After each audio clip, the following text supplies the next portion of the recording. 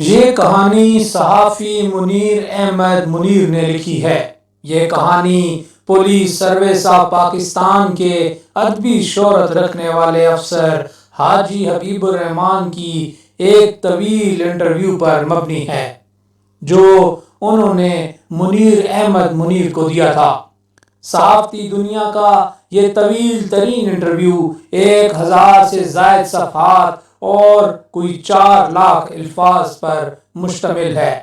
منیر احمد منیر نے سال ہا سال اہم اور حساس اداروں پر فائز رہنے والے حاجی حبیب الرحمان سے اہم قومی واقعات اور راز اگلوانے کے لیے سوالات کیے تھے، جن کے جواب میں حاجی حبیب الرحمان نے پاکستان کی 72 سالہ تاریخ کے کئی اہم واقعات سے پردہ اٹھایا۔ یہ واقعہ اس وقت کے دارالحکومت کراچی میں شریف الدین پیرزادہ کے گھر میں پیش آیا تھا۔ شریف الدین پیرزادہ اس وقت ایک معروف وکیل تھے۔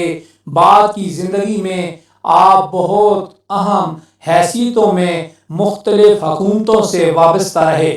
ان میں 2 دفعہ گورنر جنرل اور 2 مرتبہ وفاقی وزیر ہونا بھی شامل تھا۔ شریف الدین پیرزادہ پاکستان کے 9ویں وزیر خارجہ تھے اور آپ نے ذوالفقار علی بھٹو کی جگہ لی تھی۔ پیرزادہ تقریباً 1 سال تک وزیر خارجہ رہے۔ شریف الدین پیرزادہ 1985 سے 1988 تک وہ OIC کے سیکرٹری جنرل بھی رہے۔ ایسا بڑا اعزاز کسی پاکستانی کو پہلے نہ ملا تھا۔ شریف الدین پیرزادہ صدر ضیاء الحق کے بہت قریب سمجھے جاتے تھے۔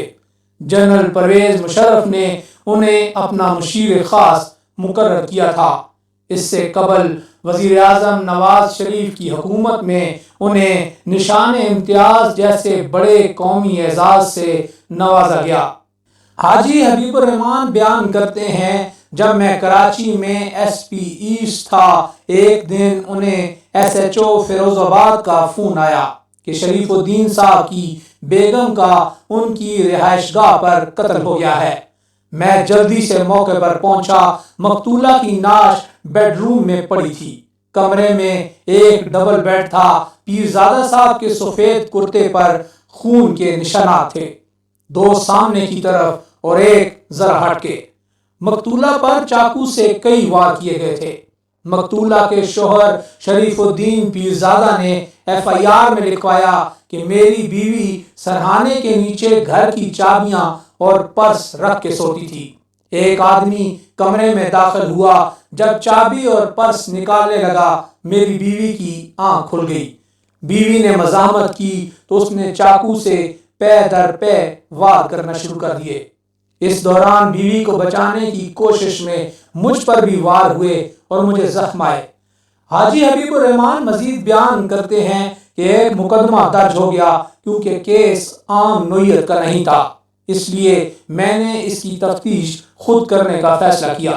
جب میڈیکل رپورٹ آئی تو اس میں بھی زخم معمولی نوعیت کے بتائے گئے۔ اس سے یہ سوال پیدا ہوا کہ یہ کہیں خود لگائے گئے زخم تو نہیں۔ ڈاکٹر اسرار اور میں کچھ مزید معلومات کی بنیاد پر اس نتیجے پر پہنچے کہ شریف الدین پیرزادہ صاحب ہی اپنی بیوی کے قاتل ہیں، لیکن ان کے سماجی مرتبے کو دیکھتے ہوئے یہ نتیجہ سامنے لانا آسان نہیں تھا اور نہ ہی کبھی لایا جا سکا۔ میں IG نواب زادہ فرید خان کے علم میں یہ نتیجہ لایا۔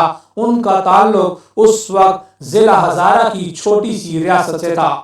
صدر ایوب خان انہیں بڑی عزت دیتے تھے۔ انہوں نے پوری فائل پڑھی اور مجھ سے اتفاق کیا۔ دوسری طرف جب پیرزادہ صاحب کو میری ریسرچ کی خبر پہنچی تو انہوں نے اپنا ہنر دکھایا اور کہا کہ قاتل ٹریس ہو گیا ہے۔